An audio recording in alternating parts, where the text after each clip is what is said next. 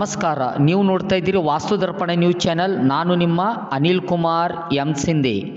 ಕರ್ನಾಟಕ ಸರ್ಕಾರ ಕಾಲೇಜು ಶಿಕ್ಷಣ ಇಲಾಖೆ ಸರ್ಕಾರಿ ಪ್ರಥಮ ದರ್ಜೆ ಕಾಲೇಜ್ ಚುಡುಗುಪ್ಪ ಸಾಂಸ್ಕೃತಿಕ ಘಟಕ, NSS ಘಟಕ ಹಾಗೂ ರಾಜ್ಯಶಾಸ್ತ್ರದ ವಿಭಾಗ ರಾಷ್ಟ್ರೀಯ ಮತದಾನದ ದಿನಾಚರಣೆ ಅಂಗವಾಗಿ ಇಂದು ಸರ್ಕಾರಿ ಪ್ರಥಮ ದರ್ಜೆ ಕಾಲೇಜಿನಲ್ಲಿ ರಾಷ್ಟ್ರೀಯ ಮತದಾನ ದಿನಾಚರಣೆಯನ್ನು ಆಚರಿಸಲಾಯಿತು. ಇಂದಿನ ಈ ಕಾರ್ಯಕ್ರಮದ ಘನಾಧ್ಯಕ್ಷತೆಯನ್ನು ವಹಿಸಿರ್ತಕ್ಕಂಥ ಕಾಲೇಜಿನ ಪ್ರಾಚಾರ್ಯರಾಗಿರ್ತಕ್ಕಂಥ ಸನ್ಮಾನ್ಯ ಶ್ರೀ ಡಾಕ್ಟರ್ ಜಯಕುಮಾರ್ ಸಿಂಧೆ ಅವರು ಮಾತನಾಡಿ, ಜಗತ್ತಿನ ಅತ್ಯಂತ ದೊಡ್ಡ ಪ್ರಜಾಪ್ರಭುತ್ವ ರಾಷ್ಟ್ರ ಭಾರತ, ಅತಿ ಹೆಚ್ಚು ಯುವಕರು ಹೊಂದಿರುವ ದೇಶವೂ ಕೂಡ ಹೌದು.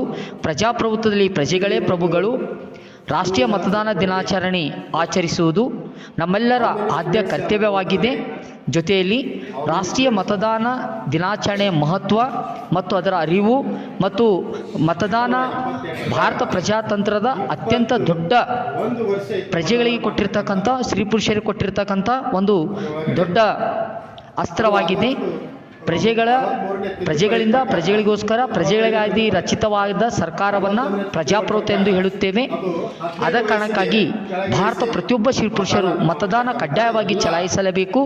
ಈ ಮತದಾನದ ಹಕ್ಕನ್ನು ನಾವು ಪಡೆದುಕೊಳ್ಳಬೇಕಾದರೆ ನಮ್ಮ ಸ್ವಾತಂತ್ರ್ಯ ಹೋರಾಟಗಾರರು, ಅದರಲ್ಲಿ ವಿಶೇಷವಾಗಿ ಭಾರತದ ಸಂವಿಧಾನ ಶಿಲ್ಪಿಯಾಗಿರ್ತಕ್ಕಂಥ ಡಾಕ್ಟರ್ ಬಾಬಾ ಸಾಹೇಬ್ ಅಂಬೇಡ್ಕರ್ ಅವರ ಕೊಡುಗೆ ಅತ್ಯಂತ ಅಪಾರವಾದದ್ದು.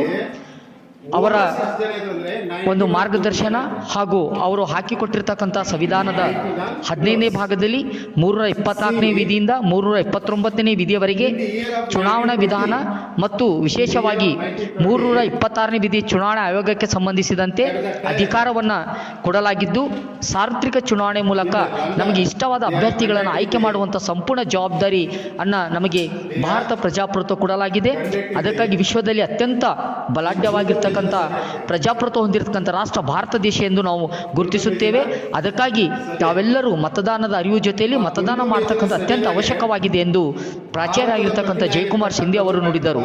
ಈ ಕಾರ್ಯಕ್ರಮದ ಮುಖ್ಯ ಅತಿಥಿಗಳಾಗಿ ಆಗಮಿಸಿರುವ ಡಾಕ್ಟರ್ ಚಿತ್ರಶೇಖರ್ ಚೆರಳಿ ಅವರು ಮಾತನಾಡಿ, ರಾಷ್ಟ್ರೀಯ ಮತದಾನ ದಿನಾಚರಣೆ ಅದರ ಕಾರ್ಯಗಳು ವಿಶೇಷವಾಗಿ ಮತದಾರರ ಪಟ್ಟಿ ಸಿದ್ಧಪಡಿಸುವುದು, ಪರಿಷ್ಕರಿಸುವುದು, ಕ್ಷೇತ್ರಗಳನ್ನು ಗುರುತಿಸುವುದು, ರಾಷ್ಟ್ರಪತಿ, ಉಪರಾಷ್ಟ್ರಪತಿ, ಸಂಸತ್ತು, ರಾಜ್ಯ ಶಾಸಕಾಂಗಗಳಿಗೆ ಚುನಾವಣೆ ನಡೆಸುವುದು, ಚುನಾವಣೆ ವೇಳಾಪಟ್ಟಿಯನ್ನು ಪ್ರಕಟಿಸುವುದು, ಫಲಿತಾಂಶ, ಅದರ ಜೊತೆಯಲ್ಲಿ ಪ್ರಜಾಪ್ರಭುತ್ವ ವ್ಯವಸ್ಥೆಯಲ್ಲಿ ಚುನಾವಣೆಯಲ್ಲಿ ಅತ್ಯಂತ ಅವಶ್ಯ. ಚುನಾವಣೆಯಲ್ಲಿ ಮತದಾರರ ಮೂಲಕ ತಮ್ಮ ಪ್ರಾತಿನಿಧ್ಯಗಳನ್ನು ಆಯ್ಕೆ ಮಾಡುತ್ತಾರೆ. ಚುನಾವಣೆ ಪ್ರಕಾರಗಳಲ್ಲಿ ಸಾರ್ವತ್ರಿಕ ಚುನಾವಣೆ, ಮಧ್ಯಂತರ ಚುನಾವಣೆ, ಮರು ಚುನಾವಣೆ, ಉಪಚುನಾವಣೆ, ಮತ ನೀಡಿ ಆ ಹೊಂದಿರುವ ವ್ಯಕ್ತಿಗಳ ಸಮುದಾಯದ ಮೂಲಕ ಮತದಾರರ ವರ್ಗವನ್ನು ರಾಜಕೀಯ ಅಧಿಕಾರಕ್ಕೆ ತರುವಂಥ ಒಂದು ಸಂಪೂರ್ಣ ಹೊಣೆಗಾರಿಕೆ ಅಧಿಕಾರವನ್ನು ಕೊಡಲಾಗಿದೆ. ಜೊತೆಗಾಗಿ ವಿಶೇಷವಾಗಿ 18 ವರ್ಷ ಮೇಲ್ಪಟ್ಟಿರ್ತಕ್ಕಂಥ ಎಲ್ಲ ಶಿವಪುರುಷರಿಗೆ ಸಾರ್ವತ್ರಿಕ ವಯಸ್ಕರ ಮತದಾನ ಪದ್ಧತಿ ಭಾರತ ಪ್ರಜಾಪ್ರಭುತ್ವದಲ್ಲಿ ಕೊಡಲಾಗಿದೆ. ಒಂದು ಸುಭದ್ರ ಪ್ರಜಾಪ್ರಭುತ್ವ ಸರ್ವರು ಪಾಲ್ಗೊಳ್ಳುವಿಕೆ ಅತ್ಯಂತ ಅವಶ್ಯಕವಾಗಿದೆ. ಮತದಾರರು ಪ್ರಾಮಾಣಿಕವಾಗಿ ಎಲ್ಲ ಮತದಾರರು ಕಡ್ಡಾಯವಾಗಿ ಮತದಾನವನ್ನು ಮಾಡಲೇಬೇಕು. ಮತದಾರರಲ್ಲಿ ಮತದಾನ ಜಾಗೃತಿಯನ್ನು ಮೂಡಿಸಲೇಬೇಕು ಎಂದು ವಿನಂತಿಯನ್ನು ಮಾಡಿಕೊಂಡಿದ್ದರು. ಈ ಸಂದರ್ಭದಲ್ಲಿ NSS ಅಧಿಕಾರಿಗಳಾದ ಕನ್ನಡ ಪ್ರಾಧ್ಯಾಪಕರಾದ ಶಾಂತಕುಮಾರ್ ಪಾಟೀಲ್ ಅವರು ಸ್ವಾಗತಿಸಿದರು. ಅದೇ ರೀತಿಯಾಗಿ ಕಾರ್ಯಕ್ರಮದ ಮತ್ತೋರ್ವ ಮುಖ್ಯ ಅತಿಥಿಗಳಾಗಿರ್ತಕ್ಕಂಥ ಸತೀಶ್ ಕುಮಾರ್ ಡೋಂಗ್ರೆ, ಅದೇ ರೀತಿಯಾಗಿ ಯೇಸು ಮಿತ್ರ ಸರ್ ಅವರು ಹಾಗೂ ಅಪಾರ ವಿದ್ಯಾರ್ಥಿನಿಯರು ಈ ಕಾರ್ಯಕ್ರಮದಲ್ಲಿ ಪ್ರಮಾಣ ವಚನವನ್ನು ಬೋಧಿಸುವುದರ ಮೂಲಕ ಈ ಕಾರ್ಯಕ್ರಮದಲ್ಲಿ ಪಾಲ್ಗೊಂಡಿದ್ದರು. ಹಾಗಾಗಿಯೇ ಪ್ರತಿ ವರ್ಷ ನಾವು ಜನವರಿ 25ರಂದು ಮತದಾರರ ದಿನಾಚರಣೆಯನ್ನ, ರಾಷ್ಟ್ರೀಯ ಮತದಾರರ ದಿನಾಚರಣೆಯನ್ನ ಮಾಡ್ತೀವಿ. ಹಾಗೆ ಆ ಕಾರ್ಯಕ್ರಮವನ್ನು ಶಿಕ್ಷಣ ಇಲಾಖೆಯ ಸರ್ಕಾರಿ ಪ್ರಥಮ ದರ್ಜೆ ಕಾಲೇಜಿನಲ್ಲಿ ಈ ರಾಷ್ಟ್ರೀಯ ಮತದಾರರ ದಿನಾಚರಣೆಯನ್ನ ಕಾರ್ಯಕ್ರಮದ ಘನಾಧ್ಯಕ್ಷತೆಯನ್ನ ನಮ್ಮ ಮಾನ್ಯ ಕಾಲೇಜಿನ ಮಾನ್ಯ ಪ್ರಾಂಶುಪಾಲರಾದಂತಹ ಡಾಕ್ಟರ್ ಜಯಕುಮಾರ್ ಸಿಂಧೆ ಸರ್ ವಹಿಸ್ಕೋಬೇಕು. ಅವರಲ್ಲಿ ವಿನಂತಿಸುತ್ತೇವೆ. ಮತದಾರ ಪಟ್ಟಿ ಹೆಸರು ನೀವು ಆಫ್ಲೈನ್ ಆದ್ರೂ ಮಾಡಬಹುದು ಅಥವಾ ಆನ್ಲೈನ್ ಆದ್ರೂ ಕೂಡ ಮಾಡಬಹುದು. ಎರಡು ಆಪ್ಷನ್ ಕೊಟ್ಟಾರ.